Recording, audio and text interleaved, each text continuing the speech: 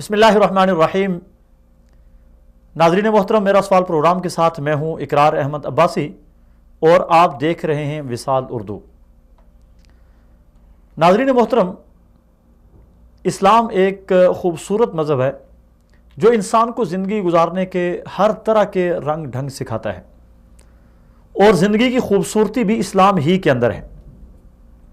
اسلام نے ہمیں ہر طرح کے وہ حقوق دیے ہیں جو ایک انسان کی فطری ضرورت میں شامل ہے۔ اسلام پاکیزہ مذہب ہے اور اسلام کی تمام تعلیمات پاکیزہ ہیں۔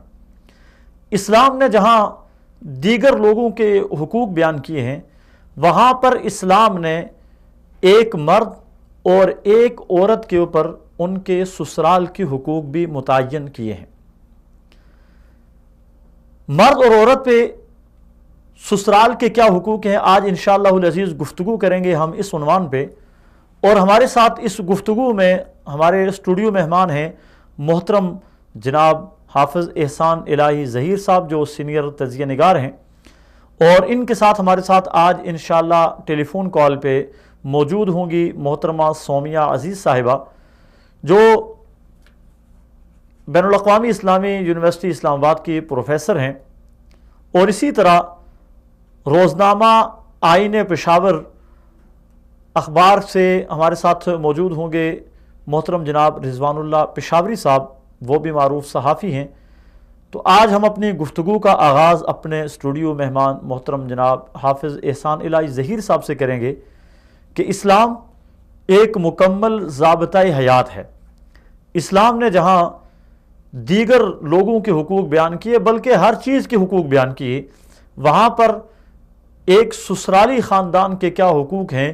جس طرح انسان کا ایک دادیالی خاندان ہوتا ہے جس کا تعلق والد کے ساتھ ہوتا ہے، ننہالی خاندان ہوتا ہے جس کا تعلق والدہ کے ساتھ ہوتا ہے، اسی طرح ایک سسرالی خاندان ہوتا ہے اور اس کا تعلق انسان کی بیوی کے ساتھ ہوتا ہے۔ کیا سسرالی خاندان کے بھی کچھ حقوق ہیں؟ گفتگو کریں گے ہمارے ساتھ محترم حافظ احسان الہی ظہیر صاحب۔ شکریہ جی آپ کا، آپ ہمارے پروگرام میں تشریف لائے۔ آپ کیا سمجھتے ہیں کہ اسلام نے سسرالی خاندان کے حوالے سے کچھ تعلیمات اسلام نے ہمیں دی ہیں یا کوئی حقوق بیان کیے ہیں؟ جی بالکل۔ بسم اللہ الرحمن الرحیم، الحمدللہ رب العالمین والصلاة والسلام علی سید المرسلین، اما بعد۔ جس طرح کہ ہم یہ بات اچھی طرح جانتے ہیں اور ہر مسلمان کا یہ ایمان ہے کہ اسلام ایک مکمل ضابطۂ حیات ہے۔ بے شک۔ جب ہم یہ کہتے ہیں کہ مکمل ضابطۂ حیات ہے تو اس کا مطلب یہ ہے کہ انسانی زندگی میں پیش آنے والے ہر واقع اور انسانی زندگی میں پیش آنے والی ہر صورتحال اور اس کے تمام پہلوؤں کے متعلق اسلام نے مکمل رہنمائی کی ہے۔ تو یہ تو ایک بہت ہی اہم پہلو ہے اسلام میں، مطلب شادی نکاح اور پھر اس کے بعد ایک جو رشتہ داری کا تعلق قائم ہونا ہے، سسرالی رشتہ داری قائم ہونا، یہ اسلام کے امتیازات میں سے آپ کہہ لیں تو اس کے متعلق یہ کیسے ہو سکتا ہے کہ اسلام نے رہنمائی نہ دی ہو؟ تو اسلام نے اس حوالے سے ہمیں مکمل رہنمائی عطا کی ہے۔ اور جس طرح کہ اسلام کے باقی تمام معاملات کے اندر اسلام کا ایک طریقہ کار ہے، اللہ رب العزت کا یہ اصول ہے اور قرآن و سنت کا یہ انداز ہے کہ بعض چیزوں کے متعلق اصولی رہنمائی دے دی جاتی ہے اور باقی چیزیں اس کے تحت از خود داخل ہو جاتی ہیں، اور اس کے لیے ہمیں اصول بتا دیے گئے ہیں قرآن و سنت میں، یا تو واضح انداز میں یا اشارتاً، جن سے ہم یہ اندازہ کر سکتے ہیں کہ کسی بھی چیز میں یا کسی بھی مسئلے میں اسلام کی رہنمائی کیا ہے۔ تو اس حوالے سے بنیادی ترین جو اصول ہے قرآن و سنت نے ہمیں دیا سسرالی رشتہ داروں کے حقوق کے حوالے سے، وہ قرآن کریم کی وہ آیات اور پیارے نبی صلی اللہ علیہ وسلم کے وہ فرامین ہیں جن میں قرابت داری کا خیال رکھنے کا حکم دیا گیا ہے۔ مثال کے طور پر اللہ تعالیٰ قرآن کریم میں فرماتے ہیں وَآتِ ذِي الْقُرْبَى حَقَّهُ، کہ قرابت داروں کو ان کا حق دو۔ تو مولانا دیکھیں، ایک اسلام یعنی بڑا خوبصورت مذہب ہے، اسلام کی خوبصورتی ہے، شادی سے پہلے انسان کے دو ہی خاندان ہوتے ہیں، ایک خاندان اس کے دادیال کا ہوتا ہے، ایک ننیال کا ہوتا ہے، اور شادی کے بعد انسان کی جوانی کے بعد جب ایک نیا خاندان کا تعلق اس کے ساتھ وجود میں آتا ہے تو اس خاندان کے ساتھ ایک نئے تعلق قائم ہو جانے کے بعد انسان کو کن کن امور کا خیال رکھنا چاہیے؟ جی ہم اس کی طرف آتے ہیں. تو ابتدائی طور پر میں یہ گزارش کر رہا تھا کہ وآتی ذی القربی حقہ یہ بنیادی ترین دلیل ہے جس کی بنیاد پر ہم یہ کہتے ہیں کہ سسرال کے انسان پر حق ہوتے ہیں. دیکھیں ذوی القربہ میں کیا سسرال ذوی القربہ میں آتا ہے؟ جی یقیناً آتا ہے. ذوی القربہ کا مطلب ہے قرابت دار. قرابت دار جو آپ کے قریب ہیں. عمومی طور پہ ہمارے معاشرے میں ذوی القربہ میں سسرالیوں کو سمجھا ہی نہیں جاتا کہ شاید یہ نہیں، یہ ایک غلط فہمی ہے. اس کی اس بات کی دلیل کہ ذوی القربہ میں وہ لوگ آتے ہیں وہ یہ ہے کہ وراثت جب تقسیم ہوتی ہے تو اس میں 3 طرح کے رشتہ دار ہوتے ہیں. ایک تو ان کو کہا جاتا ہے جن کے لیے اللہ تعالیٰ نے حصے مقرر کر دیے ہیں کہ فلاں کو اتنا دینا ہے، فلاں کو اتنا دینا ہے. ایک وہ قسم ہے. دوسری قسم کے رشتہ دار وہ ہیں جو ان مقرر کردہ حصوں کے بعد جو بھی بچ جائے گا مال جتنا بھی وہ سارے کا سارا ان کو مل جائے گا، عصبہ جن کو کہا جاتا ہے. اور تیسری قسم اولو الارحام کی ہے. اولو الارحام میں انسان کے یہ یعنی وہ رشتہ دار بھی تقریباً آ جاتے ہیں، یعنی عورت کے حوالے سے مثال کے طور پر جس میں عورت کا واسطہ ہوتا ہے. عورت کے واسطے سے جو اس کے رشتہ دار بنتے ہیں، کیونکہ ایک عورت کی جو اولاد ہوتی ہے اس کا میکا اس کی اولاد کا ننیال ہوتا ہے. جی بالکل بالکل یہ بات. تو وہ مثلا ماموں خالائیں یہ بھی اس میں پھر آتی ہیں اولو الارحام کے تحت. تو یہ جو ہے اس سے پتہ چلتا ہے کہ قرابت داروں میں وہ شامل ہے. اور قرابت داری کا یہ لفظ ہی اتنا واضح ہے کہ اس سے از خود انسان سمجھ جاتا ہے کہ اس میں سسرال کا داخل ہونا بہت ضروری ہے. کیوں؟ کیونکہ اس کا معنی ہے جو آپ سے قربت رکھنے والے ہیں، آپ کے قریب ہیں. اور انسان کے والدین اور اس کے اہل خانہ کے بعد جو سب سے زیادہ انسان کے قریب ہوتا ہے وہ اس کے سسرال ہوتے ہیں. اس کا ایک سمجھے کہ اس کا ایک ان کے ساتھ ایک تعلق، جتنا مضبوط تعلق اس کا سسرال کے ساتھ قائم ہو چکا ہے باقی لوگوں کے ساتھ نسبی تعلق کے بعد وہ نہیں ہے کسی کے ساتھ. تو 2 ہی چیزیں ہیں، ایک تو نسب ہے اور ایک سحر ہے. سحر کہتے ہیں سسرالی رشتہ داری. جس طرح قرآن مجید میں هو الذی خلق من الماء بشرا، وہ الذی خلق، ہاں جی اللہ تعالیٰ نے فرمایا هو الذی خلق من الماء بشرا وجعله نسبا وصہرا. تو اللہ تعالیٰ نے انسان کو پیدا کیا اور اس کے لیے ایک نسبی تعلق بنایا. نسبی تعلق کا مطلب جس تعلق سے خاندانی تعلق پیدا ہوا ہے، خون کا رشتہ.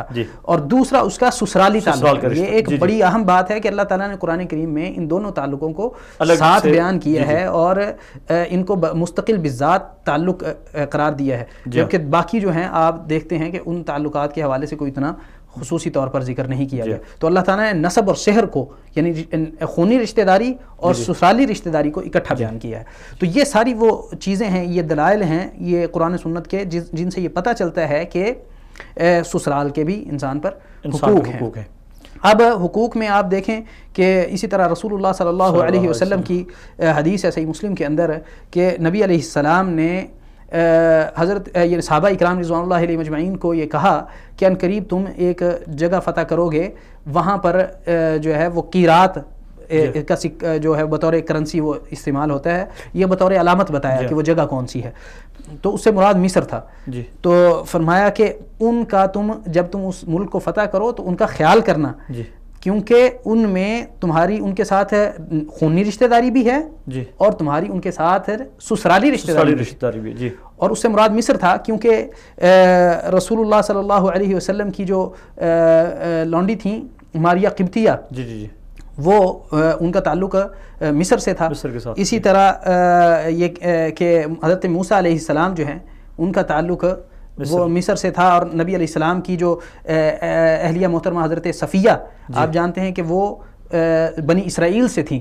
تو چونکہ وہ بنی اسرائیل سے تھیں تو بنی اسرائیل کا تعلق حضرت موسیٰ علیہ السلام سے ملتا ہے. گویا اس حوالے سے نبی علیہ السلام نے اس کو سسرالی رشتہ داری میں ایک چیز آپ کی باتوں سے جو چیز مجھے سمجھ آئی ہے، پہلے انصاب کی حفاظت پہ بڑا وہ کیا جاتا تھا. بالکل اس کے اہتمام آپ دیکھیں کہ نبی علیہ السلام نے کہاں تک دور تک جو ہے نا کو کہاں تک پہنچا کر وہاں کا کہا کہ وہاں اس نسل سے چلی ہوئی تمہاری ماں ہے، اس علاقے کو فتح کرو گے تو تم اس کا خیال رکھنا. یہ کتنی بڑی بات ہے. یہ ہماری بدقسمتی نہیں ہے کہ ہم نے اپنے یعنی اپنے دادا سے اوپر ہمیں اپنا نام ہی نہیں آتا ہے. یہ ایک بہت بڑی واقعتاً بدقسمتی ہے. یہ امت اسلامیہ کے جو خصائص تھے ان میں سے ایک چیز تھی کہ وہ اپنے نسب کو یاد رکھتے تھے, بالخصوص عرب.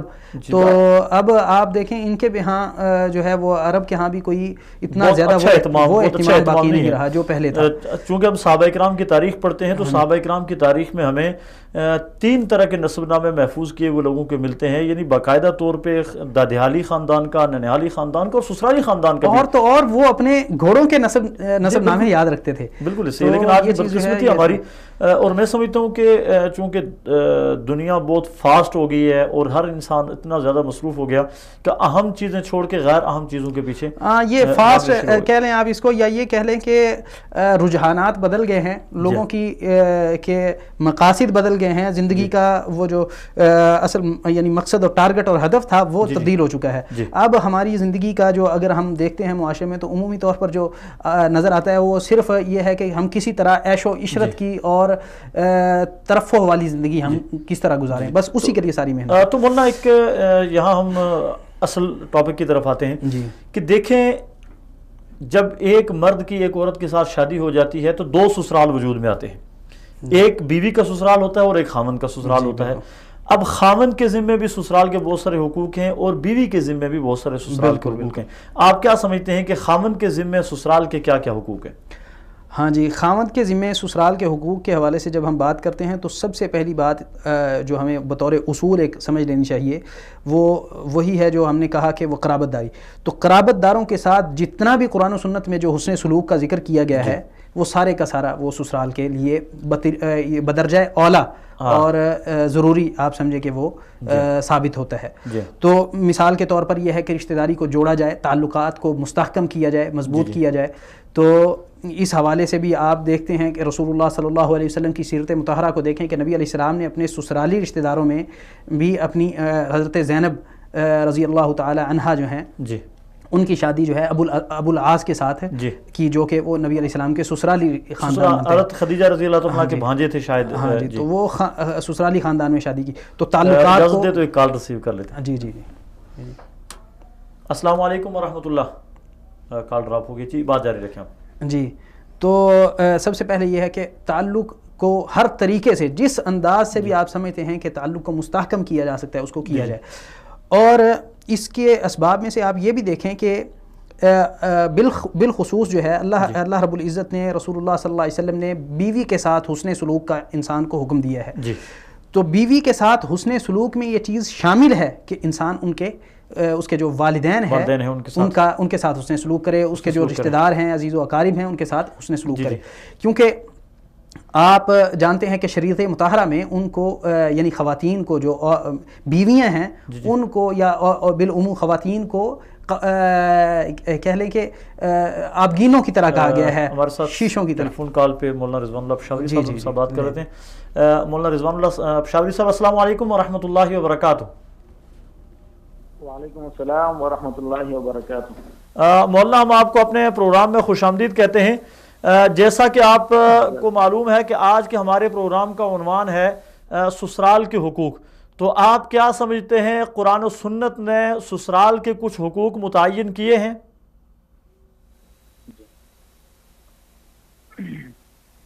سبحانک لا علم لنا الا ما علمتنا انک انت العلیم الحکیم وصلی اللہ تعالی علی خیر خلقی محمد وآلہ واصحابہ اجمعین. محترم اقرار احمد آسی صاحب, سب سے پہلے تو میں آپ کا خصوصاً شکر گزار ہوں, اور ثانیاً وصال اردو کے پوری ٹیم کا عموماً کہ آپ لوگوں نے مجھے اپنے اس پروگرام میں لب گشائی کا موقع دیا. جزاک اللہ. آج کے دن میں آپ کے اس پروگرام میں 4 باتیں ذکر کروں گا. پہلی بات تمہید کے طور پر ہے, دوسری بات ساس اور سسر بمنزلِ والدین کے ہیں, تیسری اور چوتھی بات حقوق کے متعلق ہوں گے.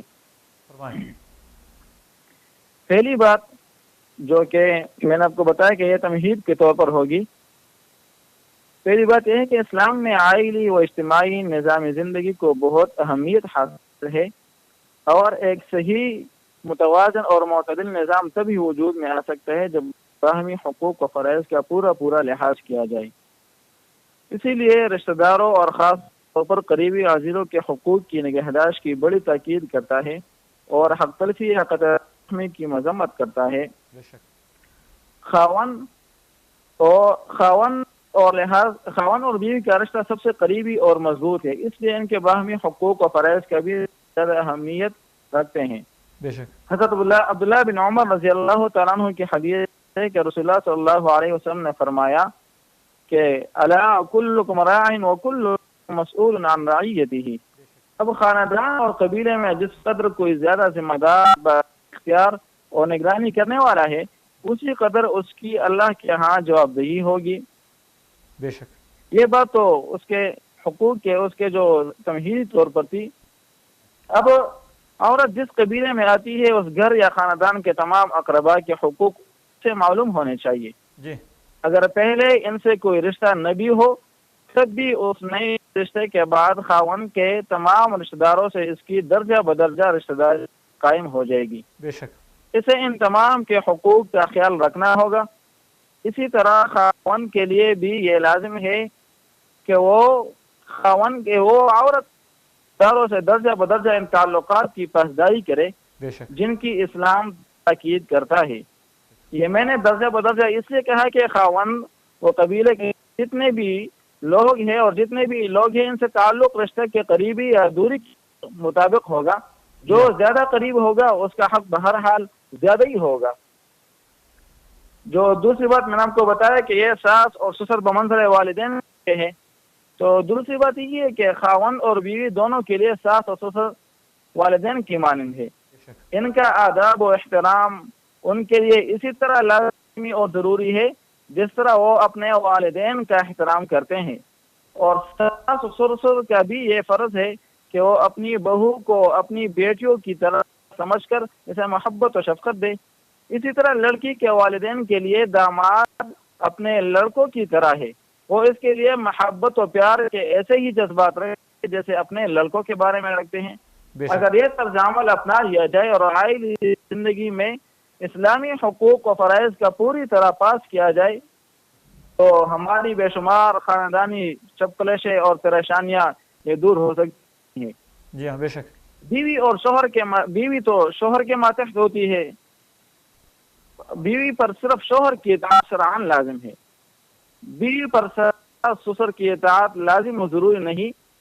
ان کی اطاعت نہ کرنے پر گناہ نہ ہوگا، البتہ بیوی کا یہ اخلاقی فریضہ ہے کہ وہ شوہر کے والدین یعنی اپنے ساس و سسر کو اپنے والدین کے مثل سمجھے اور ان کی تعظیم و تکریم میں کوئی کسر نہ چھوڑے۔ بے شک نیز ایک ساتھ رہنے میں عورت کو احوال زمانہ کا بھی خیال رکھنا چاہیے اور کوشش ہی کرنی چاہیے کہ گھر میں انتشار و تفریق کی نوبت نہ آئے۔ وہ سی چیزیں شرعاً لازم و ضروری نہیں ہے، لیکن ان کا کرنا بہرحال ثواب سے خالی نہیں ہے۔ ایسی چیزوں میں عورت کو کچھ تساہل سے کام لینا چاہیے تاکہ گھر کا نظام برقرار رہے۔ نیز ساس سسر اور شوہر کو بھی چاہیے کہ وہ ہر ایک کی خدمت کرنے پر مجبور نہ کرے۔ شوہر کو یہ حق نہیں کہ وہ بیوی کو اپنے والدین یا بھائی بہنوں کے کام پر مجبور کرے۔ اگر شوہر کے والدین اس بات کی وجہ سے اپنے لڑکے سے ناراض ہوں کہ وہ اپنی بیوی کو ہمارے کام کے لیے مجبور نہیں کر رہا تو ان کی یہ ناراض ہونا یہ درست نہیں ہے، اور نہ ہی شوہر کو اس کی وجہ سے سزا ملے گی، کیونکہ شوہر پر خود مولانا معذرت کے ساتھ یہاں ہمارا معاشرہ دو انتہاؤں پر ہے۔ بعض لوگ تو یہ سمجھتے ہیں کہ ساری خدمت بیوی کے ذمہ ہے، والدین کی خدمت بھی، اور اسی طرح جو نند ہیں، جو دیور ہیں، جو جیٹھ ہیں، جو ان کے آگے رشتہ دار ہیں، بعض لوگ تو ان سب کی خدمت بیوی کے ذمہ فرض سمجھتے ہیں، اور بعض سمجھتے ہیں کہ بیوی کے ذمہ کچھ بھی نہیں ہے، اور اس کی وجہ سے بھی معاشرہ افراط اور تفریط کا شکار ہو رہا ہے۔ اس میں درمیانی رائے کیا ہو سکتی ہے؟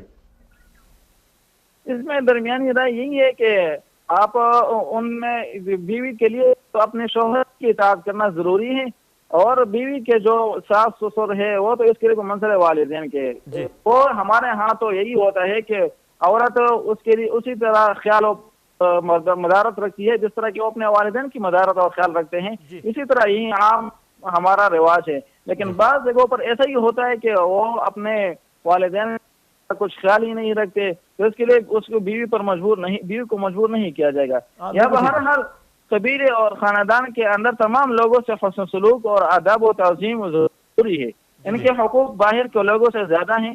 ہاں البتہ جہاں خاندان اور قبیلے میں اسلامی احکام کی پابندی کا فقدان ہو اور وہ شریعت کی مخالفت کرتے ہوں، ان کے مقابلے میں دور کے دیندار اور نیک صالح زیادہ بہتر حقدار ہیں اور وہی اصل رشتہ دار ہیں. خونی رشتہ دار اگر دین کے احکام جھٹلاتے ہیں اور اسلامی تعلیمات پابندی نہیں کرتے تو ایسے لوگوں سے اگر محض اللہ کی رضا کے لیے رشتہ ختم کر دیا جائے تو یہ جائز ہوگا. یہ قطع رحمی میں داخل نہیں، جس طرح کہ وہ حدیث ہے کہ معذرت کے ساتھ بجائے اس کے کہ ہم رشتہ ختم کریں ان کی اصلاح کی کوشش نہیں کرنی چاہیے؟ جی بالکل اصلاح کی کوشش کرنی چاہیے کہ اس کے حقوق اور فرائض کا سارا نظام قبیلے کے نہیں رشتہ داروں کے لیے جو اسلام کی تعلیمات کو دل و جان سے تسلیم کرنے کے بعد ان پر عمل بھی کرتے ہیں اور جو دین سے دور ہوں اور رشتہ داری سے بھی دور ہوتے ہیں. تو جو دین کی پاسداری کرتے ہیں تو انہی کے ساتھ آدمی ان کا سب کچھ قرابت داری ہو، سب کچھ اس کی پاسداری کرے. بے شک بے شک. دوسرا مولانا آپ سے یہ پوچھنا تھا کہ آج کل سسرال کا ایک عجیب بھیانک سا چہرہ شادی سے پہلے بیوی کے ذہن میں بٹھا دیا جاتا ہے کہ آپ سسرال جاؤ گی اس طرح کے ساس کے ساتھ اور اس طرح کے سسر کے ساتھ آپ کا واسطہ پڑنا ہے، آپ نے وہاں پر یوں رہنا ہے. یہ جو پہلے سے ذہن سازی کر دی جاتی ہے، آپ اس کو کس نظر سے دیکھتے ہیں؟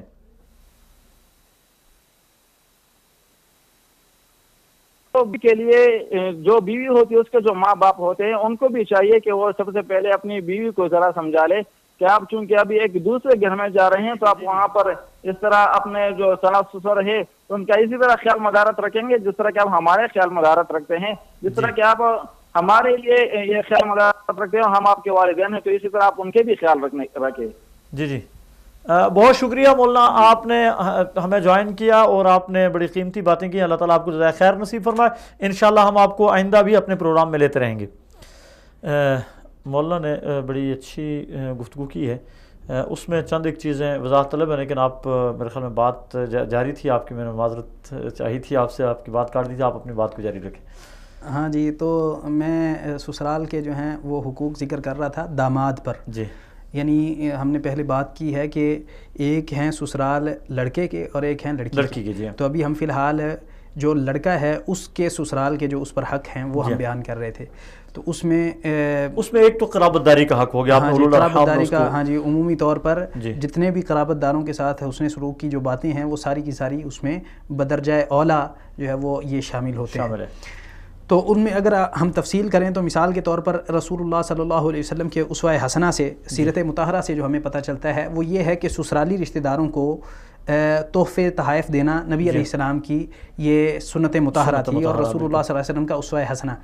نبی علیہ السلام، حضرت عائشہ رضی اللہ تعالی عنہ فرماتی ہیں کہ جب بھی نبی علیہ السلام قربانی کرتے تو اس قربانی میں سے گوشت ضرور حضرت خدیجہ رضی اللہ تعالی عنہ کی سہیلیوں کو بھیجتے. آپ یعنی اندازہ کریں کہ نبی علیہ السلام نے کس حد تک یہ احسان کا معاملہ فرمایا کہ حضرت خدیجہ رضی اللہ تعالی عنہ وفات پا چکی ہیں. یہ نہیں ہے کہ صرف ان کو خوش کرنے کے لیے کیا جا رہا ہے، بلکہ نبی علیہ السلام اس سے یہ پتہ چلتا ہے کہ اس کو شرعی طور پر ضروری سمجھتے ہیں اور اس کو حسن سلوک میں شامل سمجھتے ہیں. تو نبی علیہ السلام حضرت خدیجہ رضی اللہ تعالی عنہ کی سہیلیوں کو اس میں سے حصہ بھیجا کرتے تھے.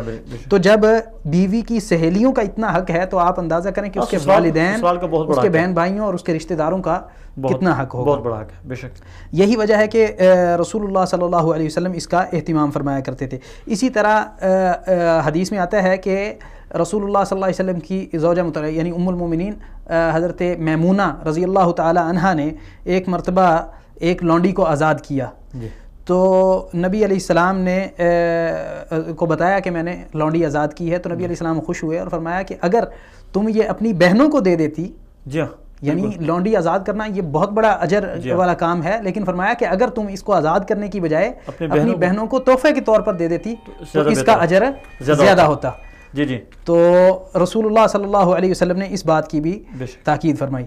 تو اسی طرح یہ ہے کہ سسرال میں اگر کوئی بے سہارا لوگ ہوں تو ان کی کفالت کرنا، ان کا خیال کرنا یہ بھی یہ حسن سلوک میں شامل ہے اور یہ داماد پر سسرال کے حقوق میں سے ہے.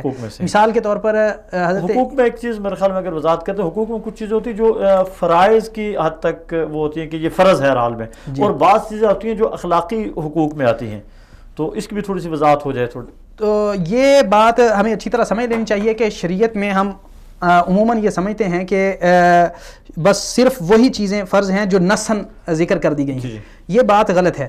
یہ دراصل اسلام کے اصول شریعت سے یا اصول تشریع سے ناواقفیت کا نتیجہ ہے. حقیقت یہ ہے کہ جب بھی ہم کسی چیز کو دیکھتے ہیں، اس کے یعنی آپ اس کا حکم جاننا چاہتے ہیں، تو اس کے لیے ہمارے پاس باقاعدہ اصول تشریع ہیں، اور ان میں ایک چیز عرف بھی ہے. ان میں ایک چیز عرف بھی ہے. شریعت نے عرف کا بہت خیال رکھا ہے. بالخصوص یہ جو یعنی شادی کا تعلق ہے، نکاح کا تعلق، اس میں تو آپ جگہ جگہ دیکھیں گے کہ قرآن کریم میں بالمعروف کا ذکر کیا گیا ہے. تو اپنے عرف کے مطابق جو یعنی مسلمانوں کا عرف ہے، اس کے مطابق وہ حسن سلوک کرنا یہ ضروری ہوتا ہے. اجازت تو ایک کال ریسیو کریں. جی. السلام علیکم ورحمۃ اللہ. شاید کو رانگ کال. جی. تو اس لیے عرف کے اعتبار سے تو عرف کے میں یہ چیز شامل ہے. ہاں، تو گزارش یہ کر رہا تھا آپ کے سوال کے حوالے سے. آپ نے کہا کہ یہ سمجھا جاتا ہے کہ یہ فرض نہیں ہے فلاں کی خدمت کرنا فلاں کی. تو بات یہ ہے کہ شریعت مطہرہ کوئی قانون نہیں ہے کہ صرف قانون ہے اور اس قانون کے پر عمل کرنا ہے، اور اس میں کوئی اخلاقیات کا کوئی کردار نہیں ہے، کوئی احسان کا کوئی رویہ نہیں ہے. شریعت مطہرہ ایک مکمل دین ہے. یہ جو قانونی انداز ہے یہ ایک الگ چیز ہے.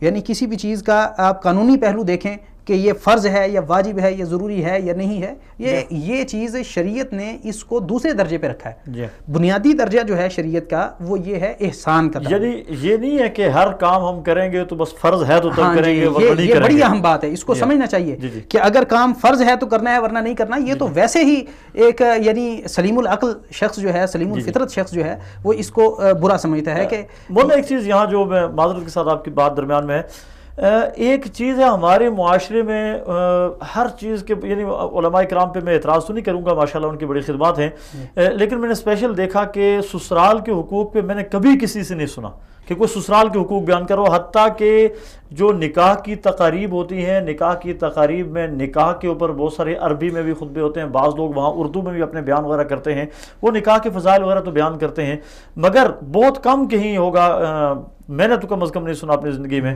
کہ وہی جو خطبہ ہے کوئی اسی کا ترجمہ ہی. جی یہ بات بڑی الذی تساءلون بہ والارحام، ہر ایک خطیب اپنے خطبے میں، نکاح کے خطبے میں ضرور پڑھتا ہے، مگر اس کی تشریح نہیں بیان کی جاتی. ہاں جی بالکل، یہ بڑی ایک یعنی فقدان ہے اس چیز کا. ان چیزوں کا خیال رکھنا اصل میں ہمارے ہاں صورتحال بڑی مختلف قسم کی ہو چکی ہے کہ ہم لوگ ہمارے جو عام طور پر مساجد کے اندر خطباء حضرات ہیں وہ ایسے ہیں کہ جو بہت اعلیٰ درجے کی تعلیم اسلامی ان کے پاس عام طور پر نہیں ہوتی.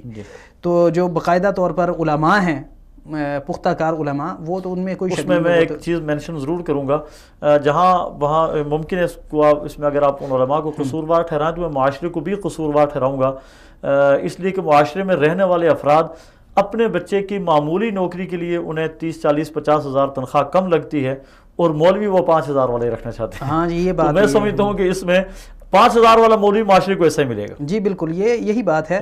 تو یہ وہ میں نے شروع میں پہلے گزارش کی ہے کہ اصل میں رجحانات بدل جانے کا بڑا مسئلہ ہے. اب ہمارے جو رجحانات ہیں ان میں دین ہماری ترجیح کے طور پر رہا ہی نہیں. یہ ایک بہت افسوسناک حقیقت ہے. یہی وجہ ہے ہمارے جتنے مسائل ہیں معاشرتی، ان سب کی وجہ بنیادی طور پر اگر ہم خلاصہ دیکھنا چاہیں تو ایک جملے میں بیان کرنا چاہیں تو وہ یہی ہے کہ ہماری ترجیح اب دین نہیں رہا. اگر ہم دین کو اپنی ترجیح بنا لیں اور اولین ترجیح بنائیں، سب سے پہلی ترجیح میں سمجھتا ہوں کہ ہم ہر چیز آج کل میڈیا سے سیکھ رہے ہیں، کہ دیکھ رہے ہیں کہ ٹی وی پروگرام میں کیا ہو رہا ہے، ہم اسی کی کاپی کریں گے.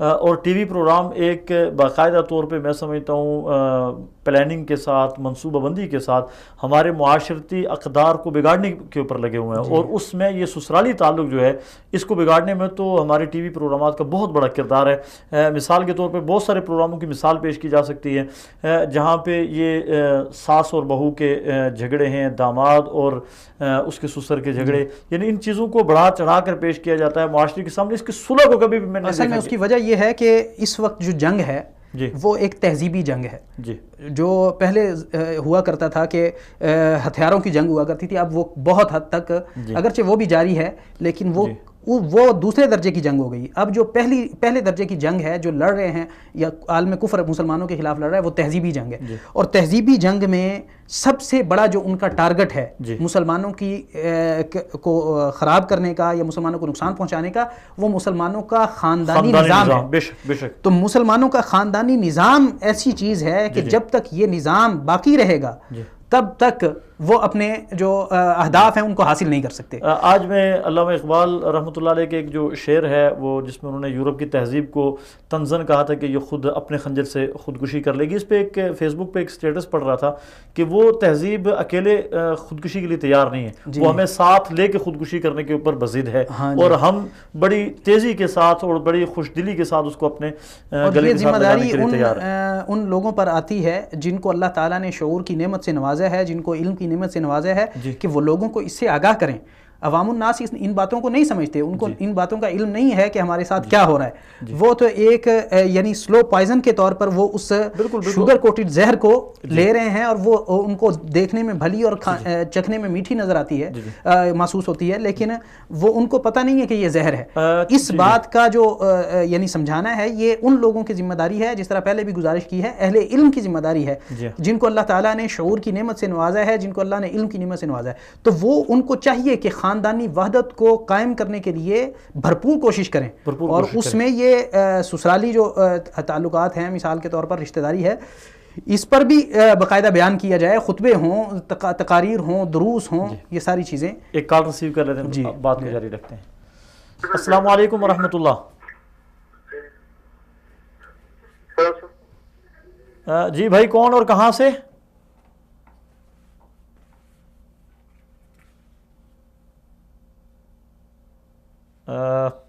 کال ڈراپ ہوگی.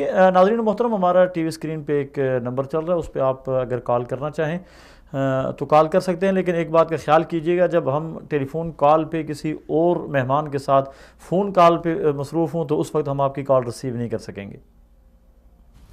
جی آپ بات جائیں. جی تو اس پر باقاعدہ یعنی کتابیں لکھی جانی چاہیے، اس پہ باقاعدہ دروس ہونے چاہیے، خطبات ہونا، اور کم از کم یہ ہونا چاہیے جس طرح آپ نے بھی فرمایا ہے کہ جب نکاح ہوتا ہے تو اس میں خطبہ مسنونہ پڑھا جاتا ہے، تو وہ خطبہ مسنونہ عربی زبان میں، اور یہ بھی ہمارا المیہ ہے کہ ہمیں عربی نہیں آتی، ہمارے معاشروں میں یعنی وہ عربی نہ اس پر توجہ دی جاتی، چونکہ دین ہماری ترجیح رہا ہی نہیں، نہ سکھائی جاتی ہے اور نہ ہی کوئی سیکھنے کی کوشش کرتا ہے. تو علماء کو چاہیے کہ چونکہ لوگوں کی صورتحال ایسی ہے کہ ان کو عربی سمجھ نہیں آتی، تو ان کو ان آیات کا جو قرآن کریم کی وہ آیات پڑھی جاتی ہیں ان کا کم از کم ترجمہ کریں، مختصر تشریح کریں، اور حقوق و فرائض کے حوالے سے مختصر طور پر بیان کریں تاکہ ایک کال ریسیو کر لیتے ہیں، بات کو جاری رکھتے ہیں. السلام علیکم ورحمۃ اللہ وبرکاتہ. سر وعلیکم السلام ورحمۃ اللہ وبرکاتہ. جی بھائی جان کون اور کہاں سے؟ سر تحصیل میلسی ضلع یاری سے حاجی اصغر بات کر رہا ہوں. سر جی حاجی اصغر صاحب کیا کہنا چاہیں گے آج کے پروگرام کے حوالے سے، یا آپ کا کوئی سوال ہو تو فرمائیں. سر میرا یہ سوال ہے کہ میں سعودی عرب میں رہا ہوں کہ وہاں کے جو شادی بیاہ ہوتے ہیں وہاں اپنے بچے کو الگ ایک گھر بنا کے دیا جاتا ہے، اور وہاں یعنی کہ میاں بیوی بڑے خوش رہتے ہیں. جی. اور یہاں ہمارے پاکستان کے اندر جو یہ ہے کہ ایک ہی گھر میں 10 یعنی کہ 4 بچے ہیں تو ایک ہی گھر میں رہ رہے ہیں، اور ان کی وجہ سے یعنی کہ کبھی یعنی ساس تشدد کر رہی ہوتی ہے، کبھی یعنی کہ لڑکے کی جو بہنیں ہوتی ہیں وہ تشدد کر رہی ہوتی ہیں، کبھی کبھار یہ ہوتا ہے کہ اس کے جو سسرال آ جاتے ہیں اور ان کے لڑکی کے جو سسرال آتے ہیں یعنی کہ ان کے بیٹے جو آتے ہیں ان سے اچھا یعنی سلوک نہیں کیا جاتا، اور جو خاوند ہے وہ تو اچھا سلوک کرتا ہے، جو اس کے رشتے دار ہیں جو ان کے یعنی بھائی ہیں وہ اس سے اچھا سلوک نہیں کرتے. بہت شکریہ. یہ ہے کہ جب یہ لڑکا یعنی یہ شادی شدہ ہو اسے ایک الگ گھر بنا کے دیا جائے. ہم 4 بھائی ہیں سر، ہمارے جو والد صاحب ہیں اس نے ہمارے کو یعنی کہ 4 مکان بنا کر دیے تھے، اور سب کی یعنی جس چیز کی شادی کی تھی وہ تو الگ الگ ایک کمرہ یعنی کہ دے دیا تھا انہوں نے. اور اس کے بعد ہم الحمدللہ ہماری کبھی کسی کے ساتھ لڑائی نہیں ہوئی، ہم ابھی خوشحال ہیں سارے بھائی الحمدللہ. بہت شکریہ. حال ہے اور ایک دوسرے کے ساتھ اچھے سلوک سے آتے ہیں, اچھے جاتے ہیں, اچھے بیٹھتے ہیں. ہمارے ماں باپ کی بڑی عزت ہوتی ہے. ہمارے جو گھر کے ہیں یعنی کہ میری بیوی ہے وہ بھی بہت اچھے عزت کرتی ہے. جو میرے بھائی ہیں یعنی ایک دوسرے سے ملتے ہیں, بڑے اچھے اخلاق سے ملتے ہیں. بہت شکریہ حاجی اصغر صاحب, بہت شکریہ حاجی اصغر صاحب. اللہ تعالیٰ آپ کو خوش رکھے, اللہ تعالیٰ آپ کو ہنستا بستا رکھے اور آباد رکھے. انشاءاللہ پروگرام میں ہم آپ کے سوال کا جواب بھی دیں گے. میرے خیال میں پہلے ان کی وہ بات کر لیتے ہیں کہ اسلام میں جوائنٹ فیملی سسٹم کا اس طرح کوئی کھلا تصور نہیں ہے جتنا کھلا تصور ہمارے معاشرے میں پایا جاتا ہے. لیکن اگر ایک بیوی پردے کے ساتھ وہاں رہ سکتی ہے اور مجبوری ہو کہ ایک بیوی کو الگ سے بالکل الگ تھلگ دیکھیں, مسئلہ یہ ہے کہ جس طرح میں نے پہلے بھی گزارش کی ہے کہ بہت سارے مسائل کے اندر آپ کو نصاً کوئی حکم نہیں ملتا. جی, اور اس کی وجہ یہ ہے کہ اسلام نے ہمیں اصولی تعلیمات دے دی ہوتی ہیں. جی, تو اصولی طور پر اس میں جو معاملہ ہے وہ یہ ہے کہ آپ نے اپنے عرف کو دیکھنا ہے, ایک چیز تو یہ ہے. اور دوسرا یہ ہے کہ اسلام میں جو یعنی مصالح ہیں, فوائد ہیں اور مضار نقصانات ہیں, ان چیزوں کا خیال کرنا ہے. ہمارے ساتھ اس وقت ٹیلی فون کال پہ محترمہ سومیہ عزیز صاحب بین الاقوامی اسلامی یونیورسٹی اسلام آباد سے موجود ہیں. السلام علیکم ورحمۃ اللہ وبرکاتہ. وعلیکم السلام. محترمہ سومیہ عزیز صاحب, آپ کو اپنے پروگرام میں خوش آمدید کہتا ہوں. آج ہمارا پروگرام چل رہا ہے اسلام میں سسرال کے کیا حقوق ہیں. آپ ایک عورت ہیں, ایک عورت ہونے کی حیثیت سے آپ کیا سمجھتی ہیں کہ بیوی کے اوپر اس کے سسرال کے کیا کیا حقوق ہیں؟ جی, سب سے پہلے بہت شکریہ مجھے کال پہ لینے کا. جو آپ کا سوال ہے یہ اس کے بہت سارے ایسپیکٹس ہیں. ایک اہم بات یہ ہے کہ شادی کے بعد جو ایک رشتہ پیدا ہوتا ہے وہ زوجین کے درمیان نہیں ہوتا صرف, بلکہ وہ دو خاندانوں کے درمیان ہوتا ہے. جی, بے شک. اور اس میں ظاہر ہے کہ پھر دو خاندانوں کو دیکھ کر, ان کے بیک گراؤنڈ کو دیکھ کر ہی خاص طور پر ہمارے جیسے معاشروں میں رشتہ کیا جاتا ہے. تو اس میں خاندان کے جو رہنے والے تمام افراد ہیں, چاہے وہ بزرگ ہیں یا آپ کے شوہر یا بیوی سے ریلیٹڈ ان کے بہن بھائی ہیں, سبلنگس ہیں, ان سب کا ایک بہت اہم کردار ہوتا ہے فیملی بانڈنگ میں, خاندان کی روایات اور ان کی اقدار کو پروان چڑھانے میں. تو ایک عورت کے حوالے سے میں یہ سمجھتی ہوں کہ جب اس کی شادی ہوتی ہے تو اس کو اس بات کے لیے, اس ذمہ داری کو بریس اپ کرنے کے لیے تیار رہنا چاہیے کہ وہ ایک ایسے گھر میں جا رہی ہے جس گھر کی عزت, اس کا وقار, اس گھر کی پہچان اب یہ اس خاتون کی ذمہ داری ہے یا اس میں وہ ایکول اسٹیک ہولڈر ہے. اس کی شادی سے اس شخص کے ساتھ نہیں ہوئی جو کہ اس کا خاوند ہے, بلکہ اس کا خاوند ایک پورے خاندان اس کے بیک پر ہے, اس کی ایک پہچان ہے.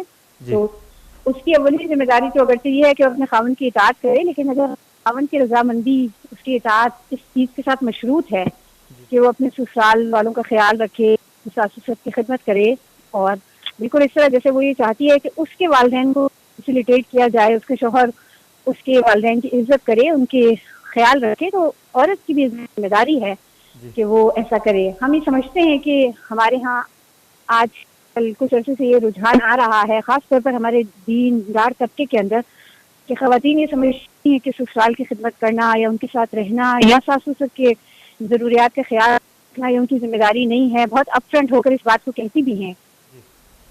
لیکن میرا خیال ہے کہ یہ دین کی بہت سچی ایک اپروچ ہے جس کو دیکھا جاتا ہے اور اس کو کنڈیم کرنے کی ضرورت.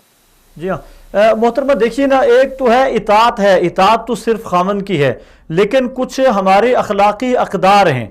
ایک خاندان میں رہتے ہوئے خود کو خاندان میں ایڈجسٹ کرنے کے لیے آپ کیا سمجھتی ہیں کہ ایک بیوی کس طرح ایک نئے خاندان میں ایڈجسٹ ہو سکتی ہے تاکہ اس کا سسرال اور اس کی اپنی زندگی پرسکون طریقے سے گزرے؟ جی, آپ کی بات بہت اہم ہے. جو آپ نے اطاعت کی بات کی درست ہے, لیکن انسان کی جو زندگی ہوتی ہے وہ ذات اخلاق پر ہی منحصر ہوتی ہے. اور سچویشن اگر خدا نہ خاصہ کانفلکٹ کی طرف جا رہی ہے تو اس کو پھر ریزالو کرنے کے لیے ہم قانونی یا فقہی پہلو تب لے کر آتے ہیں کہ کیا اس کو ایسا کرنا چاہیے یا نہیں. اخلاقی ظاہر ضابطہ یہی کہتا ہے کہ جس گھر میں وہ آئی ہے اس گھر میں جو باقی لوگ ہیں وہ ان کا خیال رکھے گی, وہ بھی اس کا خیال رکھیں گے. ظاہر ہے کہ ریسیپروکل ہوگا ہمیشہ, اور وہ بڑوں کی عزت کرے گی. ظاہر ہے کہ ہمیں تو ہمارے دینی تعلیمات میں بتایا گیا ہے کہ ہم سے نہیں ہے جو کہ اپنے بڑے کا احترام نہیں کرتا تو چھوٹے کے اوپر شفقت نہیں کرتا، تو اس کے شوہر کے جو والدین ہیں اس کے لیے بھی والدین کا درجہ رکھتے ہیں، تو ظاہر ہے کہ اب گھر کے سکون کے لیے ضروری ہے کہ وہ ان کی خدمت کرے اور ان کی سہولت کا خیال رکھے۔ محترمہ، ایک ساس اور سسر یہ دو بڑے مقدس رشتے ہیں، لیکن آج جو ہمارے ہاں میڈیا ہے اور جو میڈیا کے اوپر پروگرام چلائے جاتے ہیں، ان پروگرامات میں ایک بیوی اپنے گھر میں جب ہوتی ہے اس نے دوسرے گھر کو جا کر آباد کرنا ہوتا ہے، دوسرے گھر میں آنے سے پہلے اس کے ذہن میں ساس اور سسر کا ایک عجیب سا کنسپٹ بٹھا دیا جاتا ہے، اور اسی طرح گھر کے دیگر افراد کے حوالے سے عجیب سا کنسپٹ بٹھا دیا جاتا ہے۔ آپ ساس اور سسر کے رشتے کے تقدس کو کس نظر سے دیکھتے ہیں؟ جی، آپ کی بات اس حوالے سے بالکل درست ہے۔ اس چیز کو سوشل سٹگمیٹائزیشن کہتے ہیں، اور یہ اس چیز کے علاوہ اور بھی بہت ساری چیزوں میں یہ مسائل ہوتے ہیں۔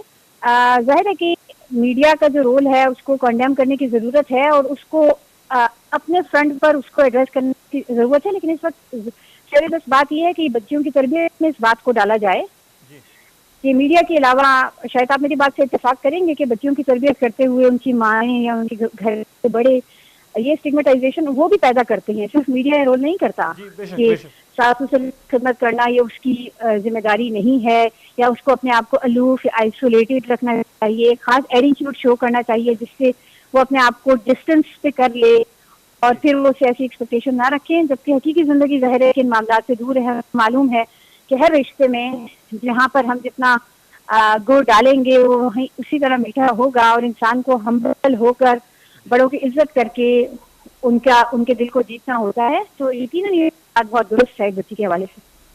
ایک خاتون کی زندگی میں شادی کے بعد اس کے والدین کا کیا کردار ہونا چاہیے؟ جو اس کے شوہر کے سسرال ہیں، شوہر کی ساس بھی ہے، سسر بھی ہے، تو اس کی ماں ہے، باپ ہے، تو آپ کیا سمجھتی ہیں کہ ایک خاتون شادی کے بعد اس کے والدین کا اس کی زندگی میں کیا کردار ہونا چاہیے؟ دیکھیے، والدین کا کردار جو ہے وہ انسان کی زندگی میں ایک بہت فطری کردار ہے، اور شادی کے بعد یہ رولز جو ہیں ان کی ریپلیسمنٹ کوئی نہیں ہوتی۔ والدین ہی رہتے ہیں، ان کے ساتھ محبت تعلق ظاہر ہے بلکہ ڈسٹینس پہ ہونے کی وجہ سے مزید بڑھ جاتا ہے۔ اب اس خاتون کی اولین ترجیح اپنے شوہر اور اپنے گھر بار کی کو دیکھنا اور ان کی سہولت کا خیال کرنا ہونا چاہیے، لیکن ظاہر ہے کہ وہ اپنے والدین کے ساتھ جو اس کی ایک نسبت ہے، ایک محبت ہے، ایک الفت ہے، وہ اپنی جگہ پر موجود ہے۔ وہ بالکل جس طرح شوہر کے والدین کو توجہ دے گی، وہ ریسیپروکلی وہ ایکسپیکٹ کرے گی کہ اس کا شوہر اس کے والدین کو عزت دے، وہ ان کے سکون اور آرام کا خیال رکھے، ان کے بارے میں بات چیت کرے، ان کے پوچھ گچھ کرے، اور ان کے ساتھ ایک ایٹیٹیوڈ نہ شو کرے۔ تو ظاہر ہے کہ یہ رشتہ کی نوعیت بدل جانے سے والدین کے ساتھ ایک بچی کی محبت اور الفت میں تو کوئی کمی نہیں آتی، بلکہ میرا تو خیال ہے کہ وہ زیادہ ہی ہو جاتی ہے۔ نہیں، والدین اپنی بچی کو، بہت سارے والدین ہیں جو اپنی بچی کو اچھا سمجھاتے ہیں، اچھا گائیڈ کرتے ہیں، سسرال کے حقوق بھی بتاتے ہیں، سسرال میں رہنے کا انداز بھی بتاتے ہیں، اور بہت سارے والدین ہیں جو شاید میں سمجھتا ہوں کہ ممکن ہے میں غلط بھی ہو سکتا ہوں، لیکن بہت سارے والدین ایسے بھی ہیں جو اپنی بچیوں کو باقاعدہ طور پر سمجھاتے ہیں کہ آپ نے وہاں اس طرح رہنا، اس طرح رہنا، اس کی وجہ سے مسائل پیدا ہوتے ہیں۔ اس کے اوپر آپ کیا کہیں گے؟ اس کے بارے میں کوئی دو رائے نہیں ہے، میں آپ کی بات سے اتفاق کرتی ہوں کہ والدین اور ان میں خاص طور پر مائیں وہ بچیوں کو ایسا کہتی ہیں کہ ان کو سسرال میں جا کر بہت سبارڈینیٹ ہونے کی ضرورت نہیں ہے، اور ان کو اپنے ساس و سسر کی اتنی خدمت کرنے کی ضرورت نہیں ہے، یہ ان کے بیٹے کا یا ان کی دیگر اولاد کا کام ہے یا اس کا کام نہیں ہے۔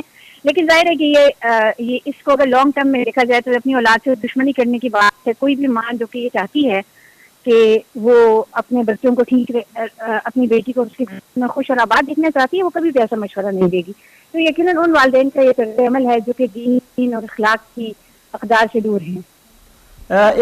محترمہ، اگر ایک خاتون ناراض ہو کر اپنے میکے چلی جاتی ہیں تو اب کس کا کیا کردار ہونا چاہیے؟ اسپیشلی طور پہ میکے میں بیٹھے ہوئے اس کے والدین کا کیا کردار ہونا چاہیے؟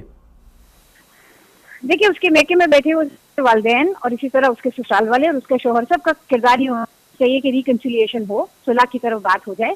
خاندان جو کہ بہت محنت اور توجہ کے بعد بنتا ہے، خاندان بگڑنے نہ پائے، یہ کردار والدین کا بھی ہونا چاہیے، اس بچی کا بھی ہونا چاہیے، اس کے سسرال والوں کا بھی ہونا چاہیے، اور ظاہر ہے کہ والدین کو میں سمجھتی ہوں کہ ہمارے جیسے معاشروں میں جب بریک اپس بہت زیادہ ہو رہے ہیں، والدین کو بالکل بھی بچی کو اس حوالے سے شہ نہیں دینی چاہیے کہ وہ اب ان کے اوپر بوجھ نہیں ہے اور وہ سرنڈر نہیں کریں گے یا کہ بچی سرنڈر نہیں کرے گی. اس سے لانگ ٹرم میں نقصان صرف بچی کا ہی ہوگا. بہت شکریہ محترمہ سومیہ عزیز صاحبہ، آپ نے ہمیں ٹائم دیا اور بہت قیمتی گفتگو کی. اللہ تعالیٰ آپ کو جزائے خیر نصیب فرمائے. محترمہ سومیہ عزیز صاحبہ نے بہت ساری گفتگو کی اور ہم گفتگو کر رہے تھے وہ جو محترم حاجی اصغر علی صاحب تھے ان کی کال پہ گفتگو آپ کر رہے تھے. جی، یہ ایک بنیادی اور اہم سوال ہے اس سلسلے میں اس پروگرام کے حوالے سے کہ جوائنٹ فیملی سسٹم جو ہے شادی کے بعد یعنی انہوں نے سعودیہ کی مثال دی کہ بچے کو شادی سے پہلے ایک گھر بنا کر دیا جاتا ہے. دیکھیں، یہ میں نے پہلے گزارش کی ہے کہ حالات کو دیکھ کر اس بات کا فیصلہ کیا جائے گا. یہ ایک پہلو ہے سعودیہ کے اندر، یعنی بچوں کو شادی سے پہلے الگ گھر بنانا ضروری کرا دیا جاتا ہے. یہ ایک پہلو ہے اور اس کے فوائد بہت سارے ہیں، کچھ انہوں نے بھی ذکر کیے، لیکن اس کا دوسرا پہلو بھی ایک ہے اور اس کے نقصانات بھی کچھ ہیں، ان پر بھی نظر رکھنی چاہیے. ان نقصانات میں سے بنیادی ترین نقصان آپ یہ جانتے ہیں کہ سعودی عرب کے اندر بہت سے نوجوان شادی کی عمر سے بہت لیٹ ہو جاتے ہیں صرف اس وجہ سے کہ ان کے پاس اپنا گھر نہیں ہوتا. تو دوسرے ایک چیز جو مجھے اس کا نقصان یہ نظر آتا ہے کہ خاوند نے باہر کمائی کے لیے نکلنا ہے، پیچھے بھی اکیلی ہے اور اس کو سہارے کی ضرورت ہوتی ہے. بالکل. اور جوائنٹ فیملی سسٹم میں بہت سارا ساس ایک سہارا ہوتی ہے، سسر ایک سہارا ہوتی ہے، نند جو ہوتی ہیں وہ ایک سہارا ہوتی ہیں. اصل میں جو میں سمجھتا ہوں مثالی جو انداز ہے رہنے کا وہ جوائنٹ فیملی سسٹم ہی ہے. یہ اچھا انداز ہے، لیکن اس میں شرط یہ ہے کہ وہ یعنی دو طرفہ تربیت اچھی ہو، اخلاق کردار اچھا رکھنے والے اور دیندار لوگ ہوں، پردے کا خیال رکھنا اور باقی سارے معاملات، احسان کا رویہ ایک دوسرے کے ساتھ کرنا. یعنی یہ جو مسائل ہمیں نظر آتے ہیں جوائنٹ فیملی سسٹم میں کہ ساس لڑ رہی ہے، یہ ایسا نہیں ہے کہ یہ اس وجہ سے پیدا ہوئے کہ وہ جوائنٹ فیملی سسٹم ہے. ہو سکتا ہے بعض اوقات ایسا بھی ہو، لیکن اس کی بنیادی وجہ یہ نہیں ہے. اس کی دلیل کیا ہے؟ اس کی دلیل یہ ہے کہ آپ بہت سے ایسے لوگوں کو بھی دیکھیں گے کہ جن کے جو شروع سے مثلا یا بہت پہلے ہی جلد ہی وہ اپنا الگ گھر بنا لیتے ہیں، لیکن اس کے باوجود ان کی آپس میں لڑائی جھگڑے رہتے ہیں. تو یہ اس بات کا ثبوت نہیں ہے کہ وہ جوائنٹ فیملی سسٹم جو ہے وہ سبب بنا ہے لڑائی کا. ایسا نہیں ہوتا. اصل سبب جو ہے وہ تربیت اور دینداری کا فقدان ہے. اسلامی تعلیمات پر عمل کرنے کا فقدان اصل سبب ہے. اگر میں خود ایسی مثالیں بہت ساری جانتا ہوں کہ اگر جوائنٹ فیملی سسٹم میں جو ہیں لڑکے والے یعنی لڑکے کے والدین اور اس کے اہل خانہ جو گھر والے ہیں وہ بھی اگر دین سے تعلق رکھنے والے ہیں، دین سے محبت کرنے والے ہیں، دین پر عمل کرنے والے ہیں اور لڑکی بھی دین کو سمجھنے والی اور اس پر عمل کرنے والی ہے تو کبھی مسائل پیدا نہیں ہوتے. بہت سی مثالیں ایسی آپ کو معاشرے میں مل جائیں گی، بلکہ وہ اس سے بہت سارے مسائل حل ہو جاتے ہیں. آپ جانتے ہیں کہ مثال کے طور پر آپ یہ کہیں کہ جو پہلے بچے ہیں یعنی انسان کے پہلا بچہ دوسرا بچہ جو بچے یعنی پہلے بچے ہوتے ہیں تو وہ ان کی تربیت کے حوالے سے جو ایک یعنی نیا شادی شدہ جوڑا ہے اس کے پاس اتنی وہ نہیں ہوتی، تجربہ نہیں ہوتا، ان کے پاس وہ یعنی سمجھ بوجھ نہیں ہوتی. تو اگر وہ جوائنٹ فیملی سسٹم میں رہتے ہیں تو بچوں کے ددھیال جو ہیں وہ ان کو بچوں کو یعنی دادی ہے، دادا ہیں اور باقی لوگ ہیں وہ ان کا بچوں کا بڑا خیال رکھتے ہیں اور اس کے ساتھ ساتھ وہ عورت کی بھی کیئر کرتے ہیں، اس کا بھی خیال کرتے ہیں. لیکن اگر وہ جوائنٹ فیملی سسٹم کی بجائے الگ سے ہو تو اس میں پہلا بچہ ہے تو اس پر بہت بڑا مسئلہ یعنی بڑا مسئلہ پیدا ہو جائے گا، عورت کے لیے بڑے مسائل پیدا ہوتے ہیں. اور یہی وجہ ہے کہ آپ دیکھتے ہیں وہ بچے جو جوائنٹ فیملی سسٹم میں پلے بڑے ہیں ان کے اندر جو سمجھ بوجھ ہے اور ان کے اندر جو اخلاقی روایات ہیں وہ اقدار ہیں وہ دوسرے بچوں کی نسبت زیادہ ہیں. تو یہ دوسرا پہلو ہے. تو یہ نہیں کہا جا سکتا کہ ضروری ہے کہ الگ سے گھر ہو. ہاں اگر کوئی شخص یہ سمجھتا ہے کہ میرے ماحول میں اور ہمارے گھر والوں کے ساتھ ایسا معاملہ نہیں چل سکتا، اکٹھے نہیں رہ سکتے یا جگہ کی کمی ہے یا پھر وہ سمجھتا ہے کہ ہمارے گھر والے جو ہیں وہ دین کی تعلیمات سے دور ہیں اور وہ پردے کا مسئلہ بنائیں گے یا وہ حسن سلوک نہیں کریں گے یا وہ مسائل پیدا کریں گے، یا وہ یہ سمجھتا ہے کہ میری جس سے شادی ہوئی ہے میری بیوی وہ ایسی نہیں ہے، ایسا رویہ اور مزاج رکھنے والی نہیں ہے، ایسا اخلاق اور کردار رکھنے والی نہیں ہے کہ وہ ان کو ڈیل کر سکے، تو اس صورت میں وہ الگ بنا لے. لیکن اگر خدا نخواستہ مسائل پیدا ہو جائیں تو مسائل کا ایک حل یہ بھی ہے کہ آپ الگ گھر بنا لیں. ایک الگ گھر بنا لیں بالکل، لیکن ہر بندہ الگ گھر بنا نہیں سکتا. تو خاوند کے ذمہ ایک کمرہ خاوند کے ذمہ اس کے فرائض میں شامل ہے.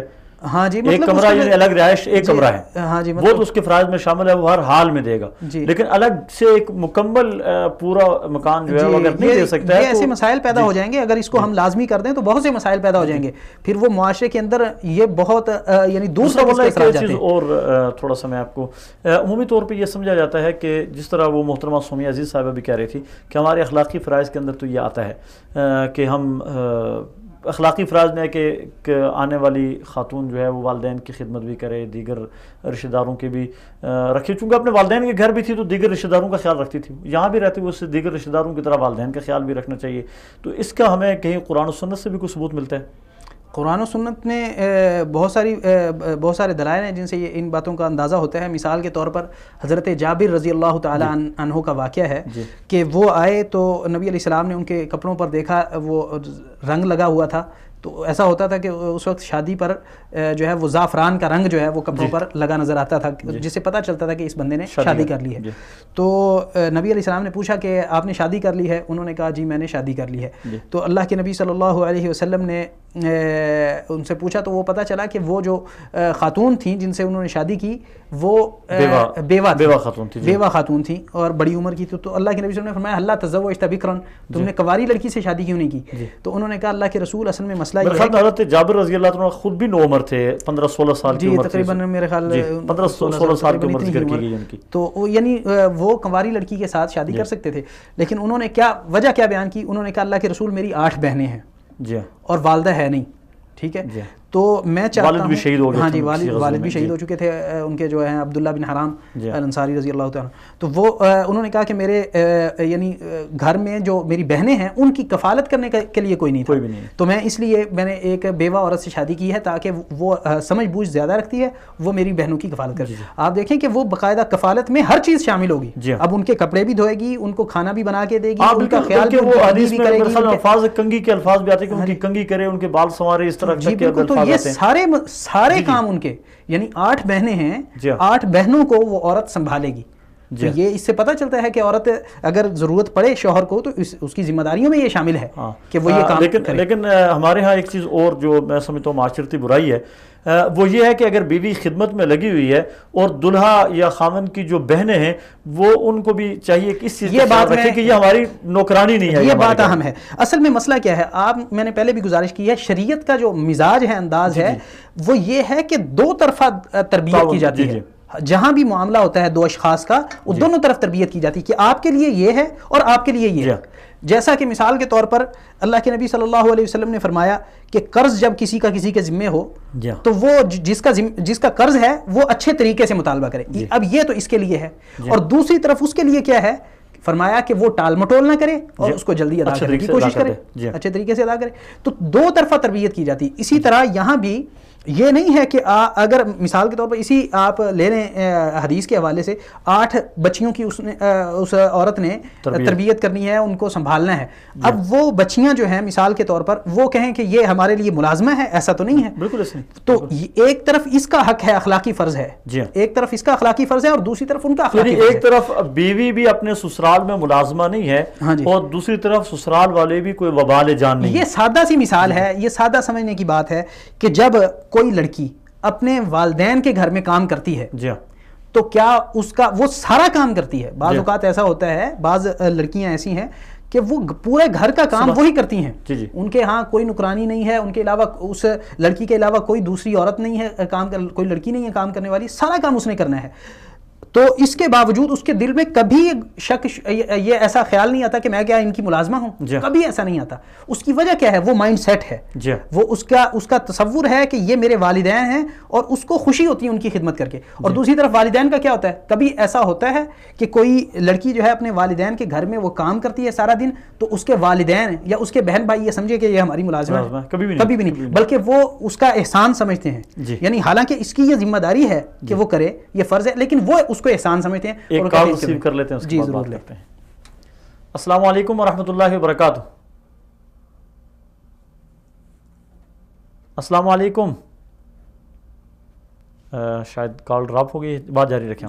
تو 2 طرفہ احسان والا رویہ ہونا چاہیے، یعنی جو سسرال ہیں لڑکی کے ان کو بھی سمجھنا چاہیے، ان کو احسان سمجھنا چاہیے اس لڑکی کا کہ جس نے جو ان کی خدمت کرتی ہے۔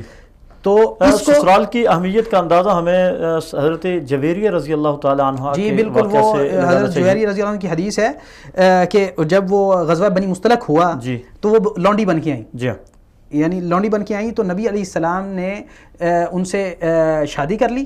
جب نبی علیہ السلام نے ان سے شادی کر لی تو نبی علیہ السلام نے بھی اور صحابہ کرام نے بھی رضوان اللہ علیہم سب نے جو ان کے حصے میں مطلب غلام یا لونڈیاں بنو مستلق سے آئی تھیں، یعنی حضرت جویریہ رضی اللہ تعالیٰ کے خاندان سے سب کو آزاد کر دے. کال ریسیو کرتے ہیں، اس کے بعد بات جاری رکھتے ہیں. السلام علیکم ورحمۃ اللہ.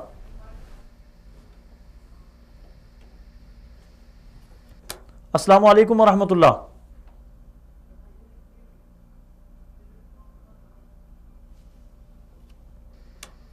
السلام علیکم ورحمۃ اللہ. وعلیکم السلام ورحمۃ اللہ وبرکاتہ. جی جناب، کون اور کہاں سے؟ جی میں سلمان بات کر رہا ہوں جیلم سے. جی محترم، کیا کہیں گے؟ بہت مختصر وقت ہمارے پاس. جی میں 1-2 منٹ کی بات کروں گا. جی فرمائیں. میں آپ کے موضوع سے ہٹ کے تھوڑا بات کروں گا. جی فرمائیں، تھوڑا جلدی کیجیے گا. جی دیکھو، آپ ہمارے ملک کی حالت کے 70 سال ہو گئے اس کو بنے ہوئے، نام سلامی جمہوریہ پاکستان. جی لیکن 70 سال سے کافر کے قانون میں ہم جی رہے ہیں. جی زمین کا حال دیکھو تو وہ محترم، میں معذرت چاہوں گا چونکہ وقت بہت کم ہے اور غیر متعلقہ آپ کا سوال ہے، میں آپ کی کال ڈراپ کرتا ہوں. بہت مختصر وقت ہمارے پاس. ہاں جی، تو یہ ہے کہ دونوں طرف یعنی سسرال کو چاہیے. اب یہ کام کہاں سے اس کا آغاز ہوتا ہے؟ وہ جس طرح کہ محترمہ سومیہ عزیز صاحبہ نے بھی فرمایا کہ ابتدا میں یعنی تربیت جب بچی کی جائے شروع سے، تو اس کی تربیت ہی ایسی کی جائے کہ وہ اپنے جب اس کی شادی ہو تو وہ اپنے سسرال کو اپنے والدین سمجھے، اپنے ساس سسر کو، اور اپنے جو شوہر کے بہن بھائی ہیں ان کو اپنے بہن بھائی سمجھے، اور اس گھر کو اپنا گھر سمجھے. یہ تو ٹھیک ہے مولانا، چونکہ وقت مختصر ہے، ہم ایک بات شاید ہم سے رہ جائے گی. یہ تو اس کے ذمہ حقوق ہیں. خدا نخواستہ اگر کوئی مسائل بنتے ہیں تو بہت سارے مسائل ہمارے ہاں بنتے ہیں. مثال کے طور پہ جو ایک لڑکی کے میکے والے ہوتے ہیں وہ اپنی بیٹی کو عجیب و غریب باتیں سمجھاتے ہیں، اور یہاں لڑکے کے جو والدین ہیں وہ بھی اپنے بیٹے کو عجیب و غریب باتیں سمجھاتے ہیں اور ان کے کان بھرتے رہتے ہیں. اس حوالے سے آپ مختصر سا پیغام. بس وہ مس انڈرسٹینڈنگ ہے، اور دوسری طرف اسلام کا، وہ پہلے بھی گزارش کر چکا ہوں، اسلامی تعلیمات کا فقدان ہے. اللہ کے نبی صلی اللہ علیہ وسلم نے فرمایا احب لاخیک ما تحب لنفسک، اپنے بھائی کے لیے وہی پسند کرو جو اپنے لیے پسند کرتے ہو. اب لڑکے کے جو والدین ہیں وہ یہ چاہتے ہیں کہ لڑکی ہماری عزت کرے، اور یہ نہیں چاہتے کہ لڑکا جو ہے وہ اس کے والدین کی عزت کرے. اسی طرح بعض اوقات ایسا ہوتا ہے کہ لڑکی کے والدین یہ چاہتے ہیں کہ لڑکا ہماری عزت کرے، اور یہ نہیں چاہتے کہ لڑکی ہماری جو بیٹی ہے وہ اپنے ساس سسر کی عزت کرے. تو یہ بہت ناانصافی والا اور بڑا غلط رویہ ہے. یہ اخلاقی جو اقدار ہیں ان کے منافی ہے. تو یہ چیزیں جو ہیں یہ معاشرے کے اندر اہل علم کو، علماء کو چاہیے کہ ان کو اجاگر کیا جائے، لوگوں کو سمجھایا جائے، اپنے خطبوں کا، اپنے جمعوں کا، اپنے دروس کے یہ چیزیں جو ہیں ان کو موضوع بنایا جائے. اور معاشرتی مسائل، یہ ایک عمومی طور پر یہ ایک مسئلہ یہ ہے، اور بہت سارے ہمارے معاشرتی مسائل ایسے ہیں جن پر کبھی بات کی ہی نہیں جاتی، اور یہ بہت افسوسناک. بہت شکریہ، آپ نے آج بڑا قیمتی وقت ہمیں دیا، بڑی قیمتی گفتگو آپ نے کی. اللہ تعالیٰ آپ کو جزائے خیر نصیب فرمائے. سامعین محترم، آپ نے یہ پروگرام سنا، اسلام میں سسرال کے کیا حقوق ہیں. جو کچھ آپ نے سنا ایک فریضہ سمجھتے ہوئے آپ اس کو معاشرے میں پھیلائیں، اور معاشرے میں اسلام نے جو حقوق ہمیں دیے ہیں ان حقوق کے حوالے سے جس کی جو ذمہ داری بنتی ہے، ہر ایک انسان اپنی ذمہ داری کا احساس کرے.